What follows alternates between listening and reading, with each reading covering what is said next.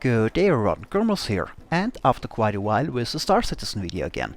This time taking an early look at the first-person shooter part of Star Citizen, which is called Star Marine, which is part of the upcoming Alpha 2.6 patch that is currently on the test server. Now, I recently got access to the BTU test server for 2.6 and got a chance to play Star Marine a bit, and despite its early stage and some bugs, found it to be quite fun to play. So I figured I'd make a little video and show it off a little bit and explain a few things about this Star Citizen FPS part, as well as giving some feedback on its FPS implementation. You have to excuse my lack of skill though, it has been a while since I last played a competitive multiplayer shooter. Also, the usual disclaimer, the whole thing is an alpha, so there are bugs, and this is all subject to change and so on and so forth. There are also some micro freezes which I hope will be fixed soon. But let's not get ahead of ourselves. It has been some time that I did a Star Citizen video, and since I assume not everybody here is familiar with the game, let me give you a very quick overview again of what Star Citizen and Star Marine is, and what is special about this particular shooter I'm showing here. I guess most have at least heard about Star Citizen by now. It's an upcoming sci-fi title, currently in alpha. There will be a single-player campaign, but the interesting part for now is the multiplayer part, which is planned to be an MMO-style game in a persistent universe, a bit of a mix between EVE Online and X Beyond the Frontier, for example. So you fly around in your ship in the universe and make a living, either fighting, trading, or for example exploring. Again, it's planned to be somewhat similar to titles like EVE or the X series, and that is something I like a lot, since I am a big fan of sci-fi and spaceships as well as starfighters. One big difference to most or pretty much all the other spaceship games out there though is that the whole gameplay is in first person, so instead of playing a ship, you play the person that pilots the ship. That means you can get out of the pilot seat, run around in your ship, in space stations or land on planets and run around there. That of course also means that you don't just fight in ships versus other ships, but also on foot if you so choose, either in shipboardings for example, defending against pirates or being one, or doing missions on stations or on planets, being a mercenary or something like that. And that's why the game doesn't just need good spaceship combat, but also a good first-person shooter combat part. And this is what we now for the first time get to properly test. Till now we had mostly a placeholder first-person shooter part, which wasn't that great. Now, as with games like EVE Online for example, dying in said MMO persistent universe when it is finished is something you want to avoid. You would lose your ship or your gear on the ground, though you can get insurance for the ship at least. The test mechanics as they are planned for the finished persistent universe suggest that when you die in combat you wake up in a medical facility somewhere, and you might have limbs replaced with mechanical ones if you're unlucky, and if that happens too often, your character can actually die in the MMO part of the game. That doesn't mean you can't keep playing, your gear gets transferred to an quote-unquote heir of your character, but still, the bottom line is you want to be a bit careful in the MMO and think about when you engage in combat and when not, as it has repercussions when you lose, again somewhat comparable to EVE Online, and that is where Star Marine comes in. In order to allow players to fight in space and on foot without fear of losing stuff, to train their skills, test new gear or just for fun, the game has what is basically two games within a game to do that in. You go to a simulator capsule in your hangar, and from there you can enter those virtual battles, either in space, that is called Arena Commander, or on foot, and that is now called Star Marine. In those two games in the simulator capsule, you can fight in more traditional game modes and smaller levels instead of the full world, and you don't have to worry about dying. At this stage of the game development, those two game modes are also important to properly test the shooter and flight mechanics, while the MMO part is still work in progress. So, long story short, that's what's special about this shooter, the fact that it is just part of the game, and that in the end you will be able to enter spaceships as a pirate, or combat drop somewhere on a planet to attack a base there, or whatever. So, let's take a look at this first-person shooter part of Star Citizen. The Star Marine module currently comes with two game modes, one standard deathmatch and one domination mode where you capture control points, and two maps, two space stations, one smaller one and a larger one. There are sections of the map that are in vacuum and some zero-G sections outside as well. When in vacuum, the sound becomes damped, so if you wonder why the sound gets very quiet every now and then, that is why. I generally play the domination style mode, since I prefer some sort of objective-based gameplay.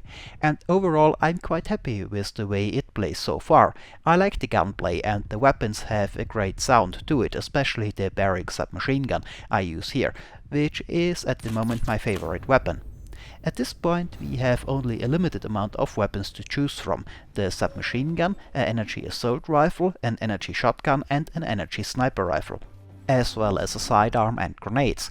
In the Star Marine virtual battles you can freely choose which one of those weapons you want to bring in the match.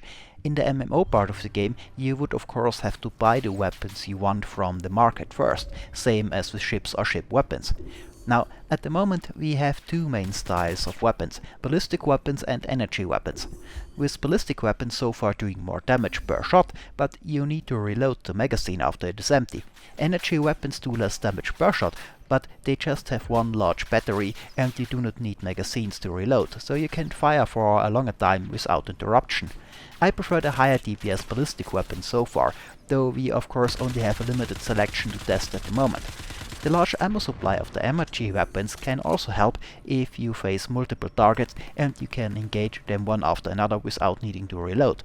Since the time to kill is pretty high in Star Marine, you will usually not manage to get more than 2 kills with one magazine from the submachine gun. And speaking of time to kill, or TTK, the time it takes to take down an opponent is noticeably longer in Star Marine than in many other current shooters, like Call of Duty or Battlefield, where it often only takes 1 or 2 hits. So I figure I talk about the likely reasons and my opinion on that quickly. I have to say that I personally actually like the relatively long TTK in Star Marine for multiple reasons.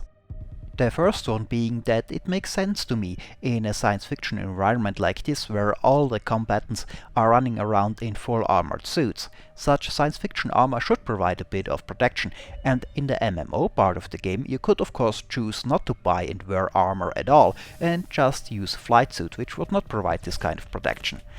The second reason is more practical. Star Citizen players come from all over the world of course, and with it being a MMO style game, the amount of server locations available even when the game is finished will most likely be limited. The same way that World of Tanks or War Thunder have only 3 or 4 main server locations. That means that the latency is always going to be larger by a good number of players than others. At the moment we only have one server in the US. I get about 130 to 150 ping to it. That's pretty high for a shooter already. I would not even try to play a Battlefield game with that ping. But with only one server location at the moment, the pings can get even higher than that for some players. Now, there are ways to reduce the impact of latency on the game using physics. That works well for spaceships and planes especially, since they have a certain mass and inertia. The amount of how much they can change their current movement in a certain amount of time is limited, and that can be used by the game to predict the movement of a ship or plane to a certain point, reducing the impact of latency. Star Citizen is doing something like this, and so is War Thunder for example. But people even wearing heavy combat armor are still having a lot less mass than a spaceship or a plane, so this same principle just won't work as well in a shooter on foot than it does in a spaceship or a plane, and that is just on the movement side of things, and doesn't have that much impact on weapon fire. So that all means if you would have a very low time to kill, it would favor players with a lower latency, much more than is the case with a higher time to kill, because on a higher time to kill it is not as much about who presses the trigger first, which can be influenced heavily by latency differences, but more about who can keep his fire on target more accurately for a few seconds. Now for my 150-ish ping, I feel I can compete with lower ping players just fine with the current time to kill. But with an even larger latency difference than that, I fear even the higher time to kill won't be enough. Here CRG really will eventually have to invest in more server locations. Another thing to consider about the time to kill is that while Star Marine itself, which you play in your hangar sim capsule, is more like a traditional first-person shooter game where you just respawn, in the real MMO part of the game, dying is actually supposed to be a big deal, so it should maybe not happen too randomly by just a stray bullet. And last but not least, I simply like it the way it is right now, I have to say. A lot of my first-person shooter experience is coming from older games like Unreal Tournament or Quake 3 back in the day, where higher time to kills were more the norm.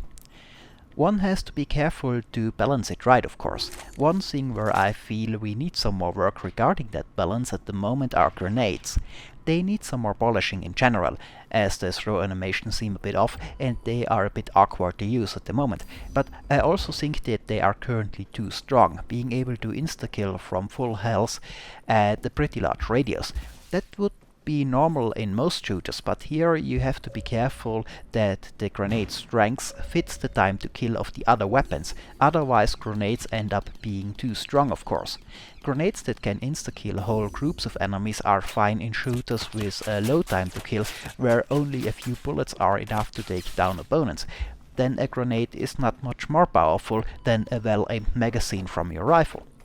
But in Star Marine you have a very high time to kill with your rifles and the like, so the lethal radius of grenades needs to be adjusted accordingly, or you end up with grenades that are much too strong in comparison with your normal weapons, and that can lead to grenade spam and lead to frustrating quote-unquote no-skill kills, especially in the PU where dying actually means something that might not be a very good idea. We, by the way, have currently a similar problem in Arena Commander, the spaceship equivalent to Star Marine, with missiles. In Arena Commander, the time to kill with guns is also very long, maybe too long in that case, and missile damage also does not fit the low gun damage, leading to the damage of much easier to use guided missiles just being not in line with the damage of harder to use guns. That is something to look out for in both Star Marine as well as Arena Commander and of course the PU. Other than that, there's not too much to say about the balance in Star Citizen's FPS mode yet. We don't have too much weapons to choose from yet, and it's still early in development. The current maps also focus mostly on close-range indoors combat. I hope we get one that also represents longer-range combat outside on the planet, since that style of combat seems to be very likely to happen on planets in the PU later on, so it would be nice to get the Star Marine map that represents that and lets us get a feeling for the balance in that environment as well. A map with vehicles and ships would be nice as well, but from what we know, such a combined game mode with spaceships and infantry combat in Star Marine is planned already. You can of course just head out on the Alpha PU where you have half a star system to play with and try many of those things there already. But CIG is at the moment working on the newer netcode for the PU, as the performance in the PU with the current one is not very good. The new netcode is supposed to come with the 3.0 version, which is the next big release after 2.6, but I don't know how long exactly this will take. Another thing worth mentioning is the medic system. At the moment in Star Marine we have a very simple system. You have a Mediban to heal yourself if you have taken damage, and you have to do that. You won't heal on your own, and if you don't heal yourself with the Mediban you will bleed out. Now, from what we know so far, that is not the final system, as it will be in the Persistent universe. In the Persistent universe, there is supposed to be a more sophisticated injury system, with medical equipment and med-evac ships. It was described to be similar to what you might know from the Armor series with the Ace mod. I am not sure if that will be in the PU only, or if it will be introduced to the Simpod Star Marine as well. To be honest, the current Simpod game modes I think don't need much more of a medic system, since there's respawn anyway, unlike what you get in the Persistent universe. But maybe for the more sophisticated game modes that are supposed to come for Star Marine later on. Now, the red target markers are placeholders as well, and in the PU you won't have them anyway. Well, that is a little overview and feedback about Star Marine. So far I'm quite happy with it. Though it is of course not finished yet and there are crashes and micro-lags, but that I expected from a PTU test version. Well, and this is it for this little video. Let me know if you're interested in some more Star Citizen coverage from the new 2.6 patch. Well, until then, I hope it was informative, thanks for watching, and maybe I'll see you next time.